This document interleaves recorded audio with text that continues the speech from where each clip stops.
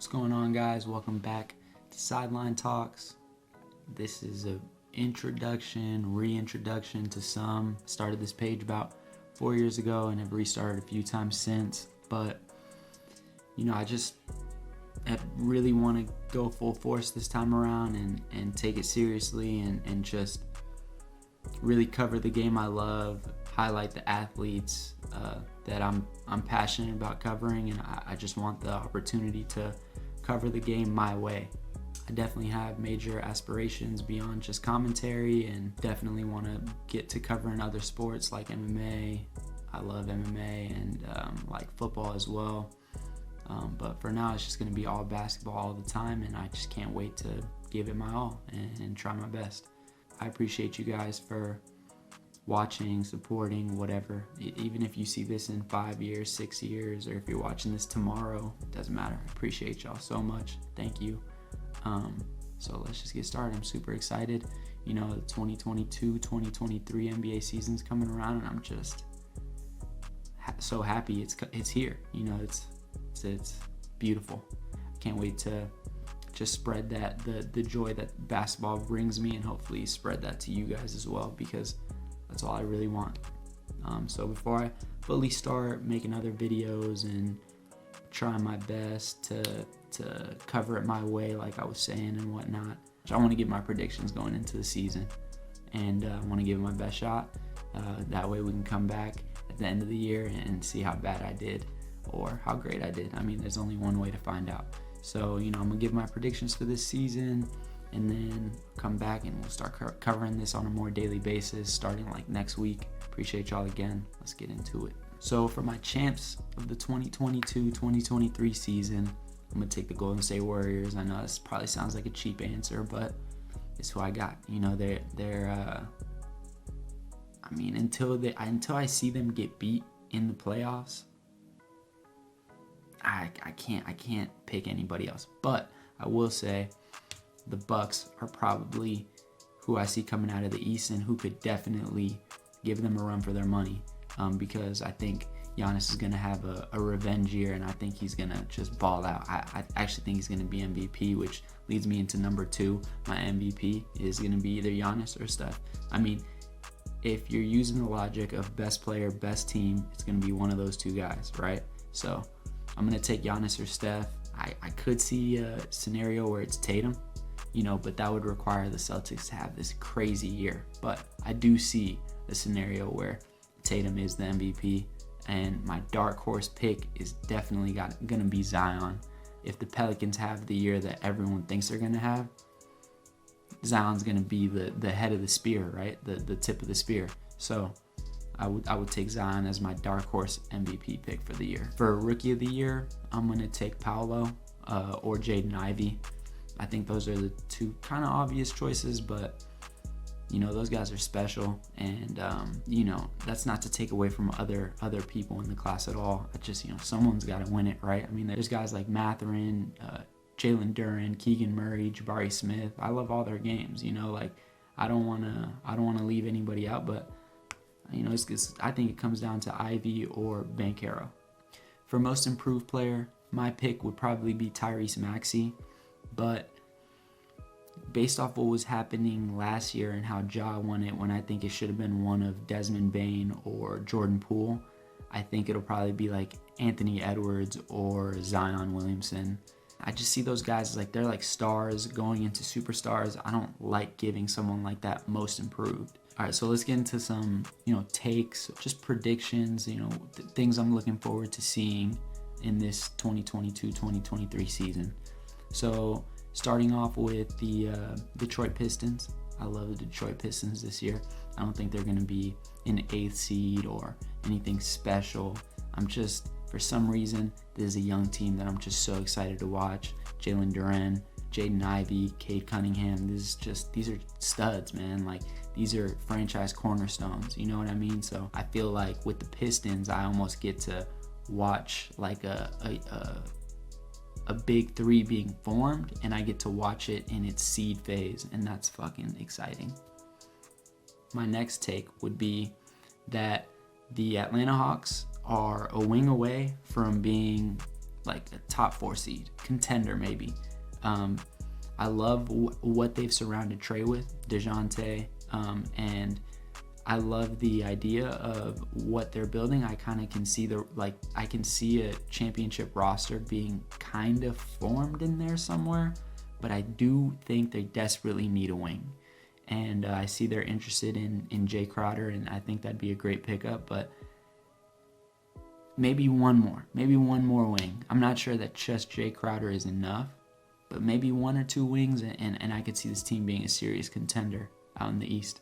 I mean, we forget that they're 2 years removed from Eastern Conference Finals run. I mean, why not? Why not them? And I think Trey's going to have a bounce back year as well. I don't even think he had a bad year last year. I just think he's going to be back in the national eye a little bit more. Next, it kind of goes back to my most improved player pick, but I think Tyrese Maxey is going to be an all-star this year. If not, he's going to be like a fringe all-star. He's going to be one of those young guards that's up for contention. I mean, the East is loaded, right? But I would take Maxey as my like surprise all-star pick going into this year.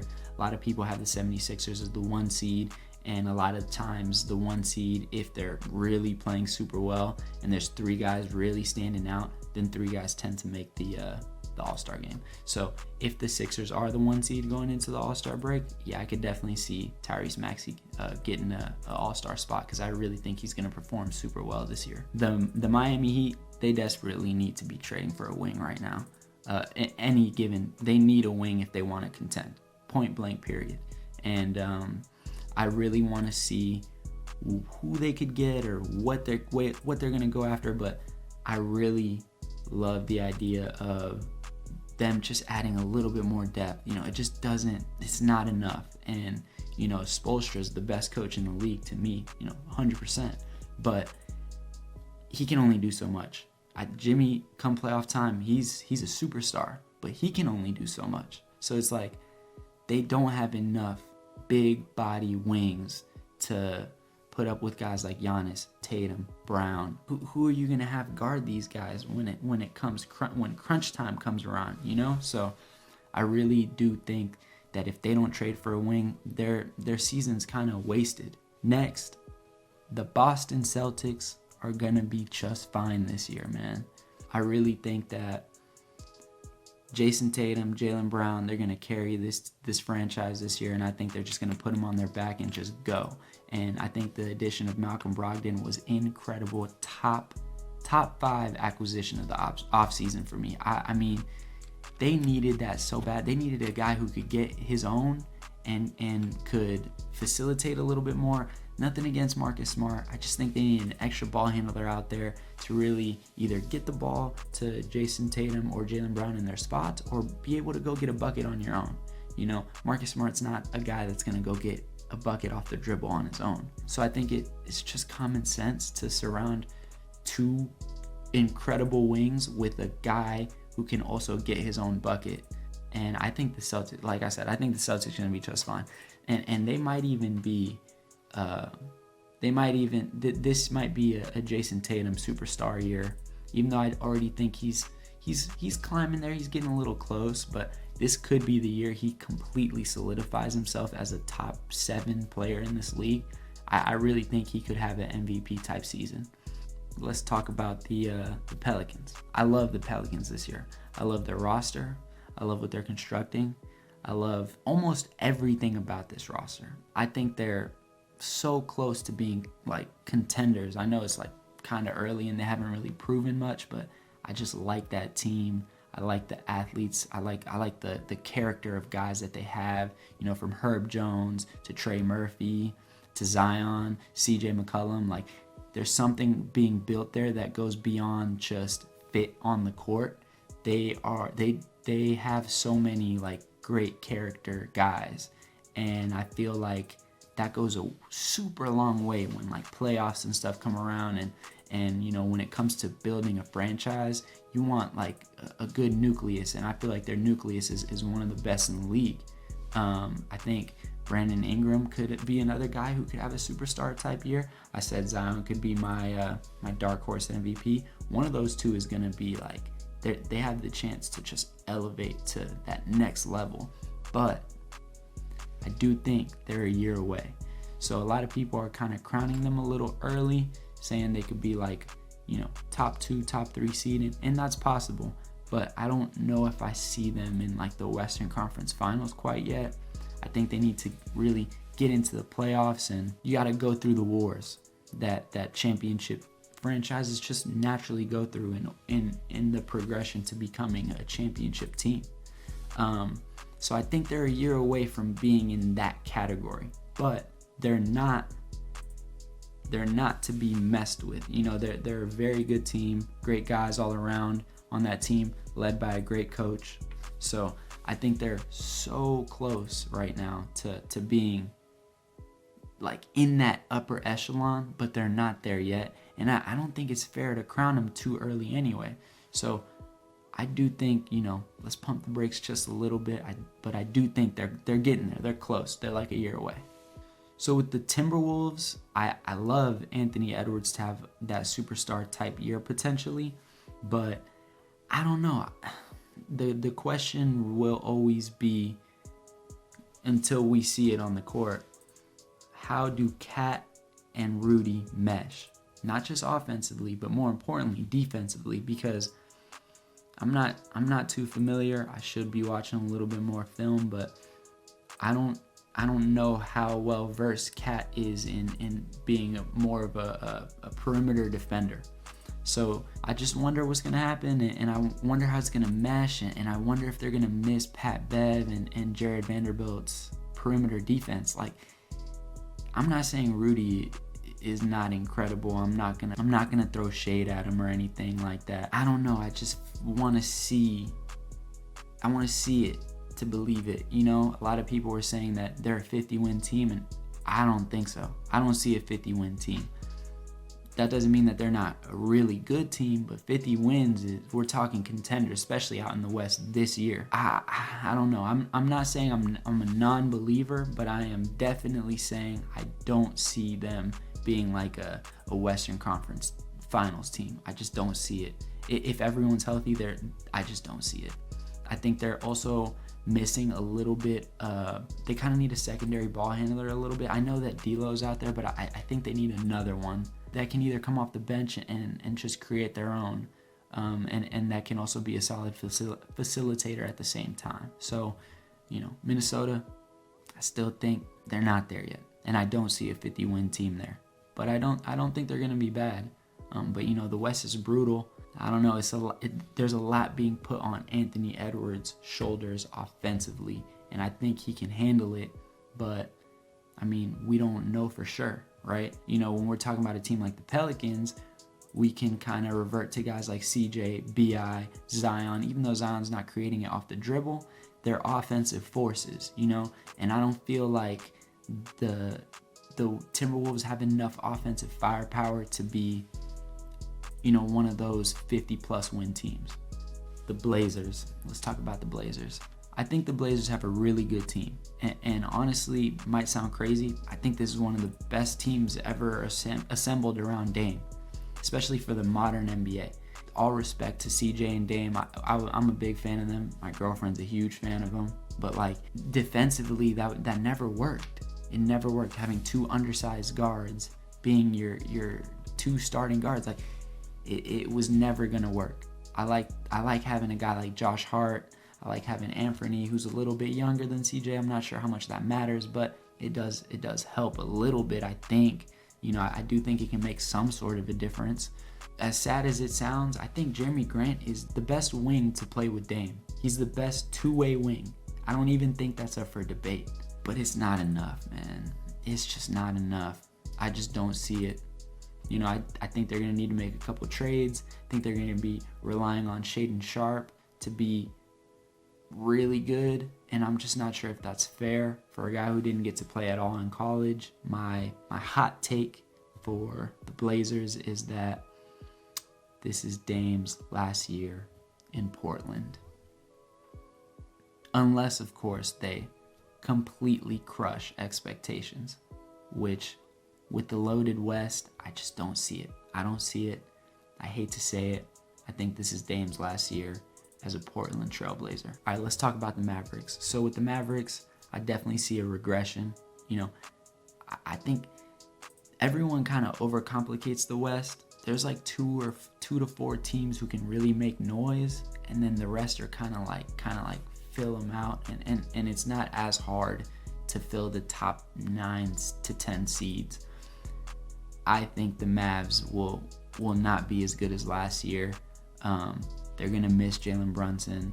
I know they got Spencer Dinwiddie, and he's solid, and I also like Jaden Hardy coming off the bench, the rookie. I think but he still obviously has a lot of polishing to do. He was pretty inefficient in the G League, so I don't know. It's kind of tough, and I just think naturally they're gonna regress a little bit. I like the addition of Christian Wood, but it's just not enough. They're like a Luka ankle sprain away from being in trouble, unless Luka has like a superstar monster MVP year. I don't see them. They don't have enough firepower at all. There's the theory, conspiracy theory, whatever you want to call it. You can't win championships with a heliocentric offense. We saw it with James Harden, and I think we see it with Luka. Until you surround Luka with a little bit more, they're just not going to win. And look what happened with once you had Jalen Brunson there, and he was playing well, and he was taking a little bit of the load off of Luka in the playoffs, and really just exceeding expectations. You see why Luka needs a secondary ball handler, and why he needs an elite one at that. I would have loved to see them go after DeJounte Murray. Why not? How awesome would that be? I think they're going to need to add someone like that down the line. I just think it's natural. Until then, I don't see it. I just don't see it. But they will be a solid team. I'm just saying, to contend at that high level, Luka's not enough. And that's nothing against him. I think he's a superstar. He's kind of the head of his era. But I don't know, it's just too early. Too early. I think they're going to fall short, and that's my Mavs prediction for this year. I got 3 more.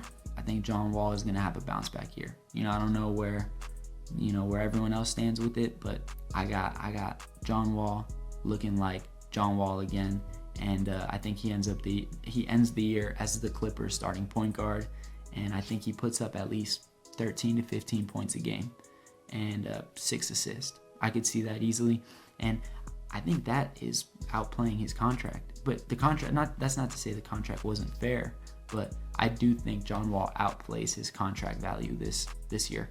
And as long as he can play 60, 70 games, which might be a lot, but if he can play 60 games and be a consistent force for them, I really think that we're going to see a bit of a John Wall resurgence. He's not going to be a star, but I do think he's going to star in his role.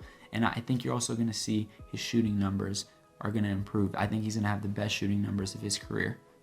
Next, the Houston Rockets. I think Tari Eason and Jabari Smith Jr. give the Rockets their wings for the next 10 plus years. I think these two guys are going to be like what makes them a year away from being playoff contenders. I see it, the roster construction is coming together slowly, but it's there. And don't let this team get another high lottery pick, because if they do, they're gonna be right there with the Pistons for best young core in the league by far. I think that Tari and Jabari give them the perfect wing duo for the next 10 years in this league. They do so many things right that you want in this next era of basketball, where you need to load up on wings. And I think they loaded up with, they're probably the 2 best 3-and-D wings in this draft class. Surround that around Jalen Green, Kevin Porter Jr., Alperen Sengun. That's a team, man. That's a future contender for championships, I feel like. Health permitting, of course. My last take is going to be that the Los Angeles Lakers get more for Russell Westbrook than anyone else thinks they do. Everyone was saying, probably rightfully so, because we're two games in. I've watched the Clippers game and I've watched the Warriors game. The Lakers need shooting, and that's that. And I agree. So everyone was saying that they should go after Buddy Hield and Miles Turner. And I'm not against it. Don't get me wrong.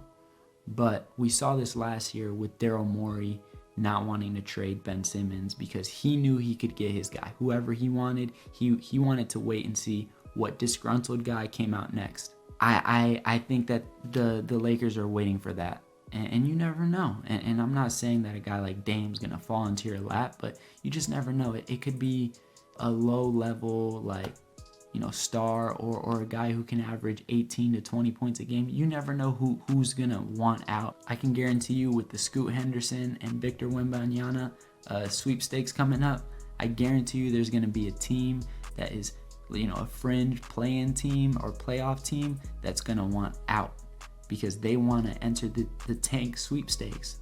And they're going to say, all right, well, we need to get rid of some guys. And you go get Russell Westbrook for the 2027 and 2029 first round picks. It makes the most sense. Rob Pelinka said, when LeBron honored us with that contract, we're going to honor him back and make sure we fully commit all our resources to winning a championship. I know that, Laker fans are super impatient and stuff, and I get it. But if you just wait a little bit more, my last take here is that the Lakers are going to get someone that nobody expects them to get for Russell Westbrook. Appreciate y'all, man. That's all I got. Like, comment, subscribe. I'm pretty sure no one's going to be watching this, but it's cool. I'm just trying to build consistency and build practice. This was my first ever video. This was my first ever video on camera. My other videos have just been recordings and editing, and I just want to get some practice in and just continue building. This is just the first one, and I appreciate all the love. I'll see y'all next time.